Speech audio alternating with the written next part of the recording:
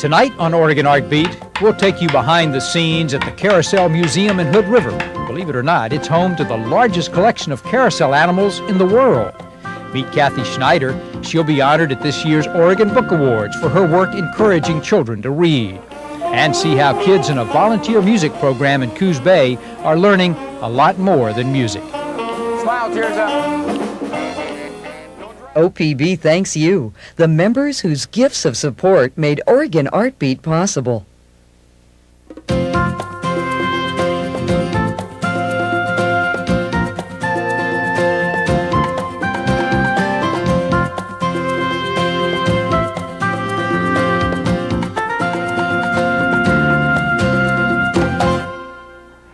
Good evening, and welcome to Oregon Art Beat. I'm Mike Pippy along with Casey Cowan. We've got a lot to get in tonight, so let's get started. As unlikely as it may sound, Hood River is home to the largest collection of carousel animals in the entire world. Well, it is unlikely, but the reason the International Museum of Carousel Art is in Hood River is actually easy to understand. Hood River is where the owners wanted to live. But why did they decide to collect and restore carousels in the first place?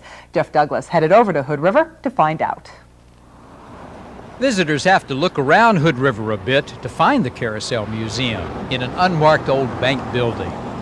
Once inside, they are taken back to a world of memories of the first amusement ride. Most of the people that we attract are people who just have a fond feeling for carousels, and that's just about everybody. And then you pulled it the other way. Dwayne Perrin loves to help people relive their memories, complete with authentic sound. This is the musical instrument they had for carousels and roller rinks. It's a 153 Wurlitzer. It's the next to the biggest Wurlitzer they made, and this is what it sounds like.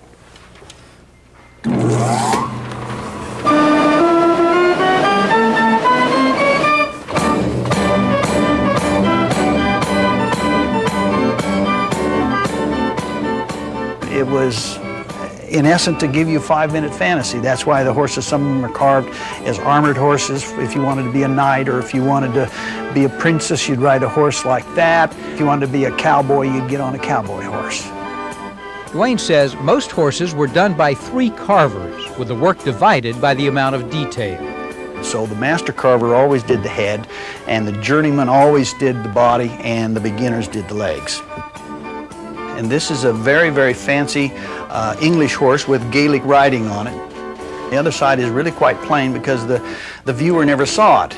Somebody will come in here one of these days and tell us what it means. This is the most patriotic American horse ever carved. That's the American eagle and the American flag. It's not painted.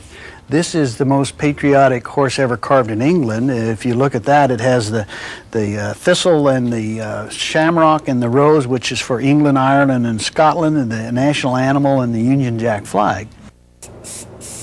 For Dwayne and his wife Carol, the International Museum of Carousel Art is the result of a hobby begun years ago that kind of got out of hand. I just wanted one horse, and we were into antiques. And being an animal person, I suppose, had something to do with it. She wanted one, and we ended up with 750.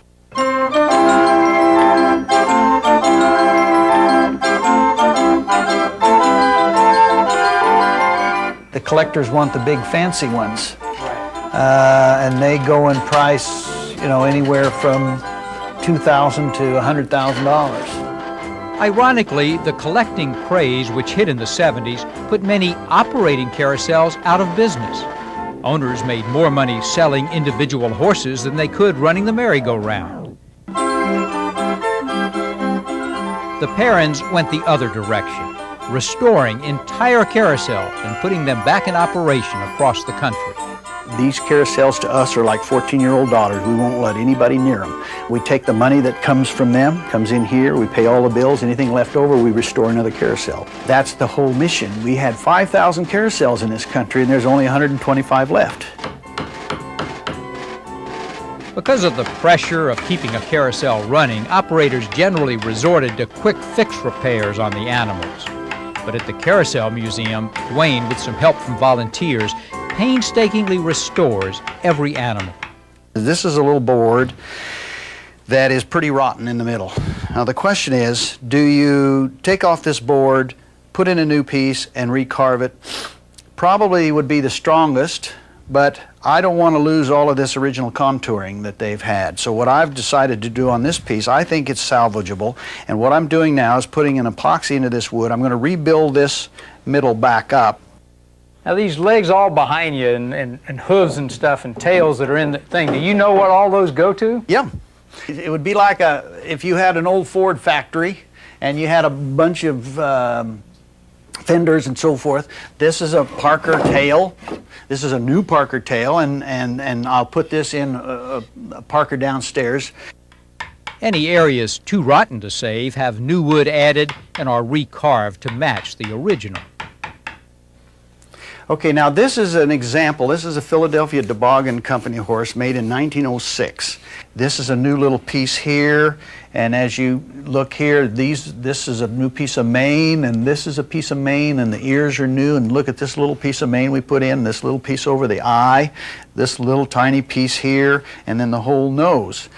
And when you say, wow, that's really a nice horse, well, that horse was resurrected from just that pile of scrap that you might not even want to worry about. But that's what we're here, and that's what we're all about.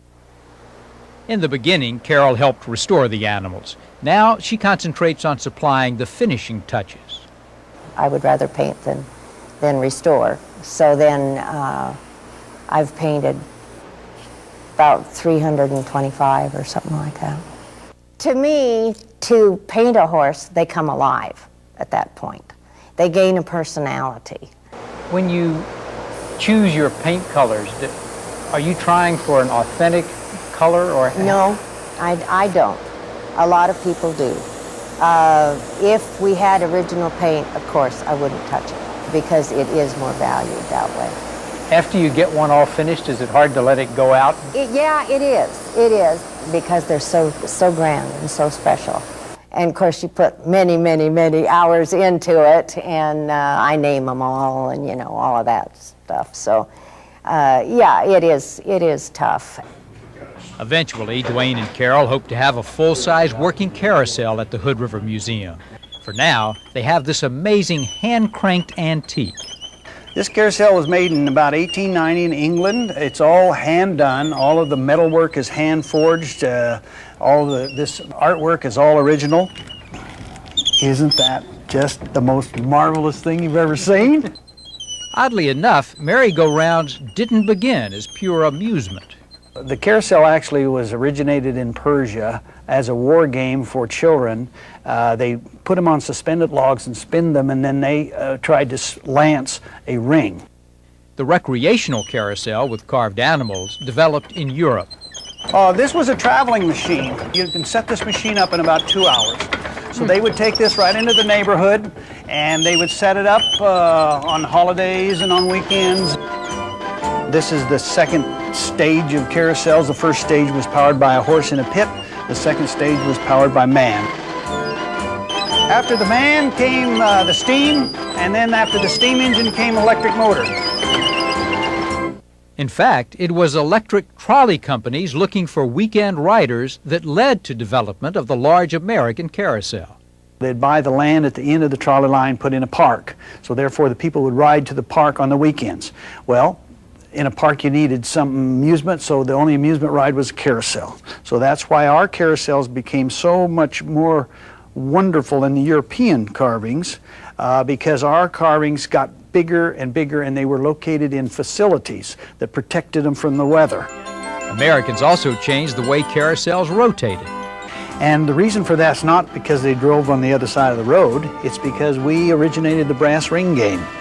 So, as a result, American machines had to be going this way because Americans are right-handed. However, the proper side of the horse to present to the rider is the left side. This is the side of the horse you're supposed to get on.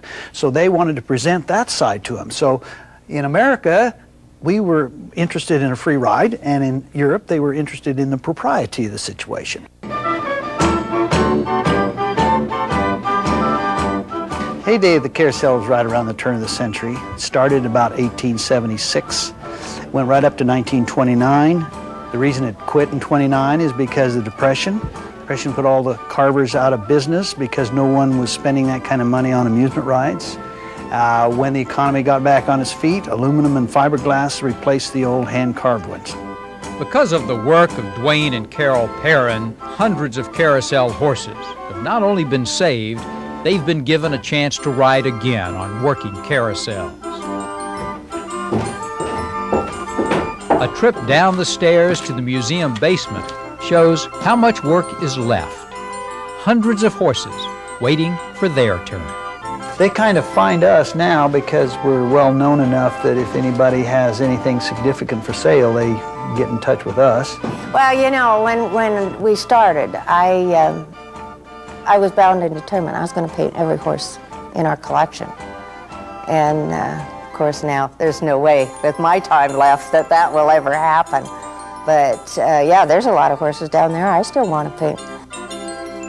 They have a better chance of going back on the carousel and going round and round than most do. Now, one of the ironies of this story is that the parents could make a lot more money by selling off the collection than they can by operating the carousels and the museum. So right now they're trying to raise funds to pay off the museum mortgage so that the collection can stay intact. Dwayne and Carol have pledged to donate a collection of their own carousel figures, valued at about $1 million, if they can raise $1 million for the museum's capital campaign.